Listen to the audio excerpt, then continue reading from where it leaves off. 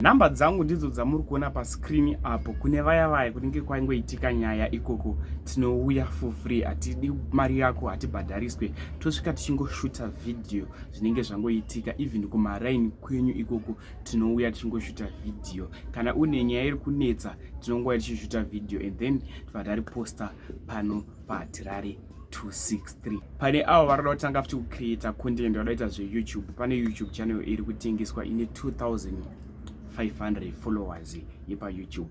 Uya kuWhatsApp, namba dzangu ndidzo dziri kubuda.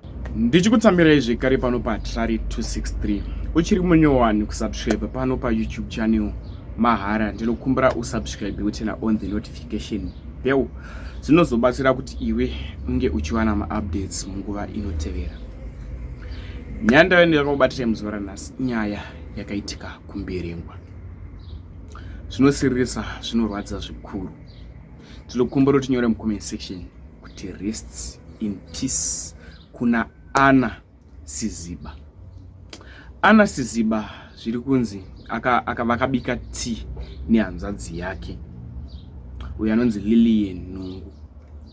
Vabika tea masikati, vakabikira muimba yehuswa, makicheni ekumusha aya ehuswa. Vapedza kubika tea, vaviri ava vakabuda panze, vakagara panze paitonherera vachimwa tea. Zviri kunzi pakasimuka champupuri chavasiri kuziva kuti champupuri ichi, hanzvadzi yachona ichitsanangura yakati champupuri ichi changosimuka zvavasina kufungira. Champupuri ichi chasimuka, vaviri ava pavakabika tea vakasiya vakabadza moto mukicheni. Zviri kunzi chakanosimudza moto uyo wakasvika uchinobatira pahuswa hunopfiririswa makicheni ekumusha. Zviri kunzi kicheni iyi yakatanga kubvira.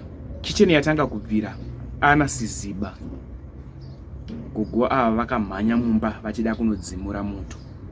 Pavakasvika mumba, zvinonzi hutsi hwakavatadzisa kubuda panze, apo pavakadonhera pasi moto wakavapisira mumba. Zvinorwadza, zvinosiririsa, tinenge tisina tarisiro izvi tisingazvifungire. Vaviri ava vakatobika tea vachiti timwe tea takagara panze tichitandara. Asi ndo musi wakafa Ana Siziba. Rest in peace kuna Ana Siziba. Ana Siziba anga aine 75 years.